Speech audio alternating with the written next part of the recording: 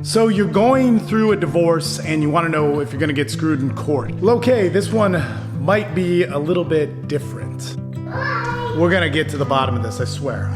I swear. If you're a dad, there's a couple things you need to know. In fact, there's 3 things that we cover in this video, but there's going to be more. This is going to be a part of a series of videos for men that talk you through what you need to know when you're going through a child custody battle. What? We're going to have to put this on pause. I just want to shoot a video. No. Now, one of the things that I am huge on, and especially what I live for, is I am a men's coach. I've been doing this for 12 years. One of the greatest standards that I have for you is a man to have a great relationship with your kids as a father and so on. What are you doing? A boy. He wants me to chase him. Hold on.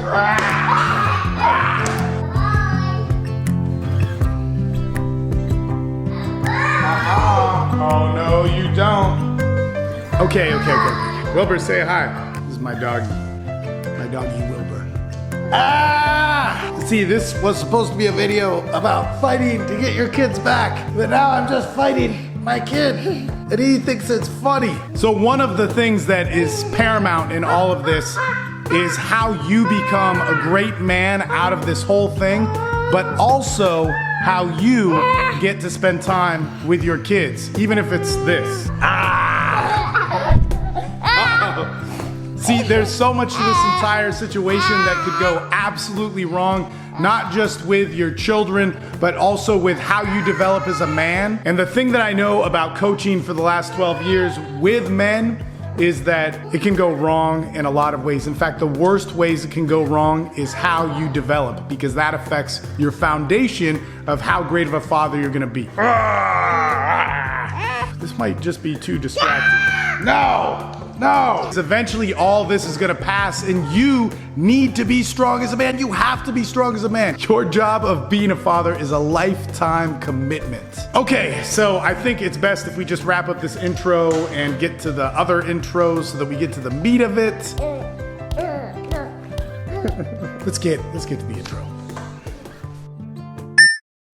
Hey guys, my name is Steve Mayeda and I'm a men's coach in Austin, Texas. I'm a BJJ practitioner, a Wim Hof enthusiast. I have an amazing family, 4 awesome boys and a beautiful wife. And what this podcast is about being the better man. What we talk about is tried and true because we've been doing it with groups of men just like you for over 12 years. Listen up, and I hope you enjoy. Do dads get screwed in divorce court? How do they get screwed? All these different things we look for and search for, especially when you're a father and you're going through a divorce, you're going through a separation, you're looking into it, you're looking into these different ideas. How do I minimize problems or getting screwed over? Or how do I get custody of my kids? Here's the thing, guys, is right now, while we're recording this, we're on our Wednesday night call. It's January the 30th, 2019. And this is what we've been talking about. We've been talking about it a lot, actually, since 6 p.m. tonight. And it's, 10? Wow. So we've been on the call a long time discussing these issues with dads and so on about many different things. But let me just tell you what's important about this. And this is the number one thing that I want you to get in it. And that is this. The worst decision that you could make in all of this is the decision that you make emotional and alone. If you decide how to take action on going through your child's life, your role as a father, and enter into a court situation, man, you're blowing it. In any case, guys, that's what we're talking about here. Very quickly, we'll get to all of this. But the number one thing that you got to know and do when you're in this situation is you have to find a lawyer. Now, a lot of people freak out about this. I also have a video which talks about it, but I want to add an extra caveat to this. And there's much more that goes into it than just getting a lawyer. Now, in finding a lawyer, you want to make sure you have a good lawyer. Now, I'm not a lawyer. I don't give legal advice. This is about the maximum that I can give about legal advice, which is to get somebody who can. So if you live in New Hampshire or Chicago or whatever, I don't know good lawyers there. And maybe some people in my groups may know. I know some in Austin. I know some in DFW. But for the most part, you got to find a lawyer. One thing you need to know about finding a lawyer that is very important is that lawyers are meaning to sell you. So family law businesses are built off of desperation from men and women seeking revenge, being angry, and a lot of the times lawyers play onto that. Now, the lawyers can be great lawyers. They can do the job. They can take you where you need to go into your court case to do what is best and all these different things for your situation, and they may serve you great, but you have to see between the end result that lawyer can provide and what their sales tactics are, because ultimately it is a business where they're trying to get your business. And what can often happen is you get into a good relationship with a lawyer and that lawyer lets you down. Okay. That happens all the time. They're really good in the first couple of months, but they're not good later on. One of the things that I say to this, and this comes from actually a couple of my lawyer friends. In fact, I have a lawyer friend who was going through a child custody case before he was a lawyer. And one of the things that he said that was so important is you want to get a lawyer that is young and tenacious, solid, very good, has a good track record, but he's still trying to prove himself in the community. Now, also, he said, but you should be interviewing lawyers who are established in the community, who've been around for a long time. Some of those guys don't want to fight anymore. They're so used to getting business. They don't have to do it anymore, but they also have that experience and know the court systems and know different judges and built relationships with people. And that is very important too. So you want to interview multiple lawyers before deciding one. Okay. So that's the first thing. Okay. The second thing that is super important so that you don't get screwed in your child custody case is that you need to keep your head on straight. You need to not lose focus as a man. Now, your kids, your life with them, their relationship is the most important thing here. Now, the judges, the attorneys, the prosecutors, the whatever, and however your case is set up, because I've talked to many guys I know for myself. I had a criminal case involved where my ex had pressed charges against me, and it was really terrible. And there's a lot of guys who've commented on my YouTube videos about this, that in that situation, CPS, the judges, everybody says, we just want what's best for the kids. They don't want what's best for the kids. They want what's best for who knows. And they may say that and they may really believe that, but from what I've seen in the whole system of seeing the parents, seeing the kids, having it happen with my own kids, they did not care about what happened to my kids. Who cared about the kids was myself and the mother and whoever else was the family member that was heavily involved in their life. And that is who's always going to care for those kids. Now, in a conflict where the husband and wife or the girlfriend and boyfriend are split, all you can care about is yourself. And this is where we need to gain heavy perspective, and there should be more videos and resources on this for you. But you need to just clean your side of the street. It is not your job. And I know this is so crazy, and I read the comments and they're just so nuts. And I feel for you guys because I have been there myself, is that all you need to do is worry about yourself. Now, if she's doing something toxic to the kids and so on, you got to let go of that. And if you can't let go of it, then you need to be able to take action. But if it turns into drama, and so this is what's important.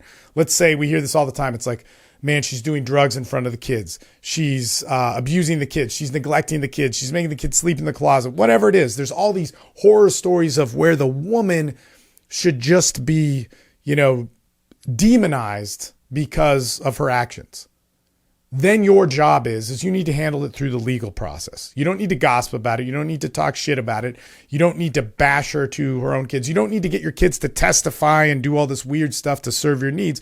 You need to be a father, and that's very important. So clean your side of the street and make sure that you're building yourself up and building a foundation for who you are in this. Now, in all of this, these two things here of getting a lawyer, selecting the right lawyer, but also keeping your head straight, I'm going to tell you that the most important thing in this, and this may sound counterintuitive, is keeping your head straight. And the reason why I say that that's the most important thing is it's the one thing you can control. Okay, now, legally, man, get a lawyer. That's very, very important. I'm not trying to downplay that. But you can control your own headspace and how you parent. Do everything you can to benefit that. And I know from just being a father myself, man, there wasn't a rule book. And all the different resources there were out there on how to be a father and how to be good to your kids and so on. And if you're going through a divorce, were people that I couldn't relate with. They were just either too clean cut. They were too, I don't know, man. Dr. Spock is the wrong word because he's from a generation before me. or they were too like fake alpha, whatever. You just couldn't believe what they were saying. It just didn't have any reality to it.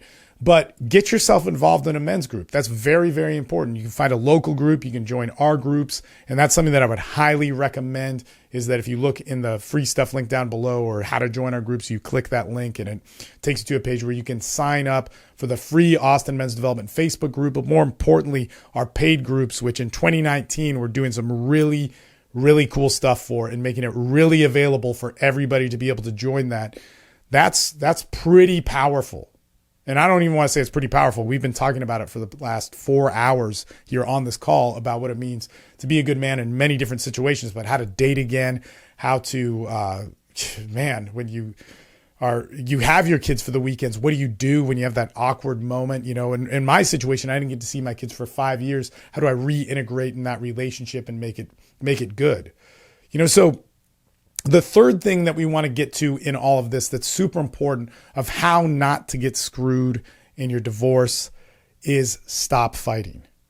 And man, I know everybody hears the lawyer thing. I know. And then they want to say like, well, how do I decimate her? How do I get custody from her and all this sort of stuff? And there could be other resources for that we put out there and so on. But that would definitely be somewhere where I'd have a lawyer interviewed and so on. But stop the fight. Okay, I just want to point out, in my situation and in every other man's situation who has made it to the end to build a good relationship with his kids like we have in our groups. And this is something that, again, why you should look at our groups as a very important thing, is there are guys here. Now, it's not all the guys. Some of the guys are single and so on, but there are guys here who have had the same problem that you have had, and years down that road now have a good relationship with their child. That doesn't mean that there aren't problems. That doesn't mean that there wasn't drama. It means that they fought through it and did the right thing and were able to establish a good family, to be a dad, right? And not be some reaction to the system or whatever. The key component in all of that is that they stopped fighting at some point.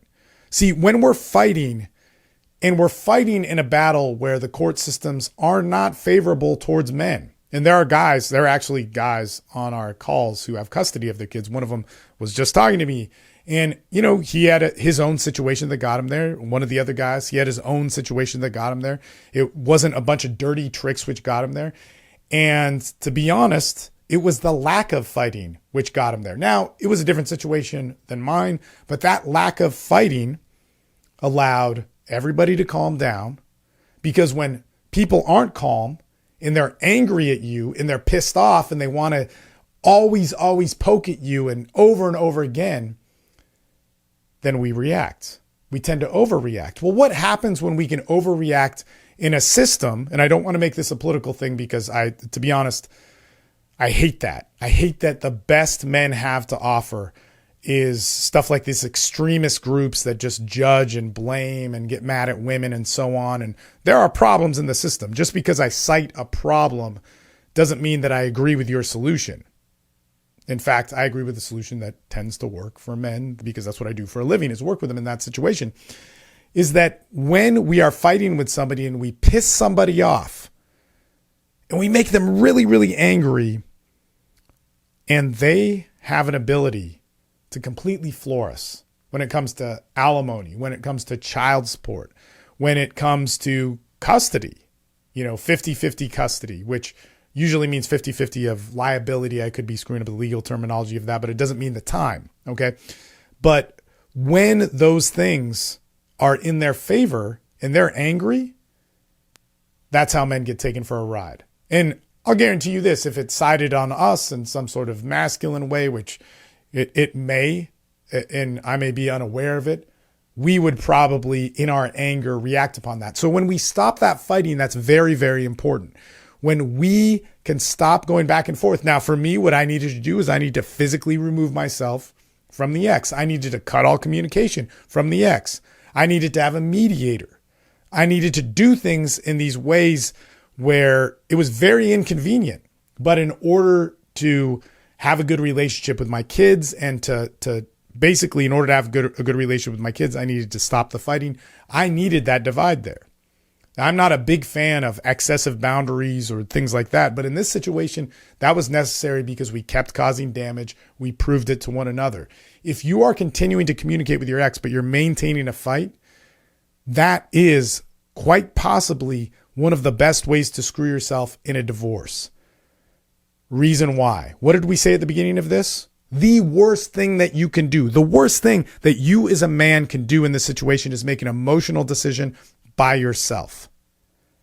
And when you piss off your ex and they come back at you and they now realize how the law can move in certain directions to totally screw you, man, 1, you're going to be emotional.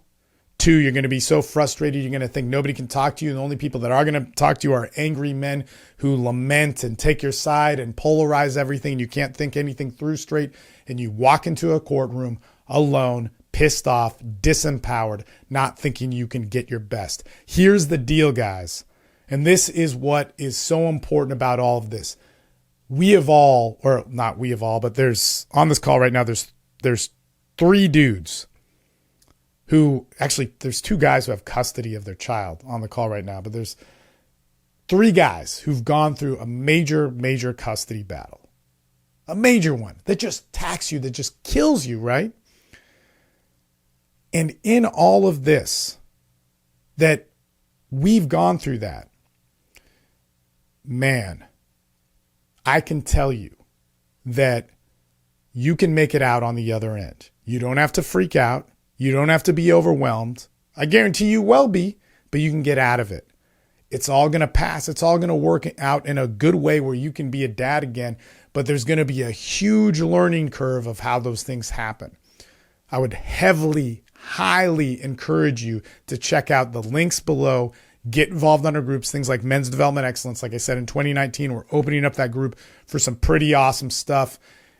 I would really encourage you to look into signing up for that. If that's something that doesn't fit in your budget, because I understand you're going through this crazy custody case, you need to hold on to every single dollar. Check out our free group with the Austin Men's Development Facebook group. Or, of course, you can email me. Plenty of you guys do that, and I'd love getting your emails. In fact, I don't love it because it's very sad some of the times the stories I hear, but I read every single one of them. I write you guys back, and usually I invite you guys onto one of our calls for some support because that's what you need. In any case, guys, this is about being a better man. This is about being a dad. This is about being one of the most important jobs that you're ever going to get in your life that you have for the rest of your life. Take it seriously. Don't fuck this up, for lack of a better term. And you don't have to. That's you, man. Dada. And Sammy. Dada. And Sammy. Dada. And Sammy. Dada. Sammy. You Dada. I'm Dada. And me? You're Sammy. No. Ha!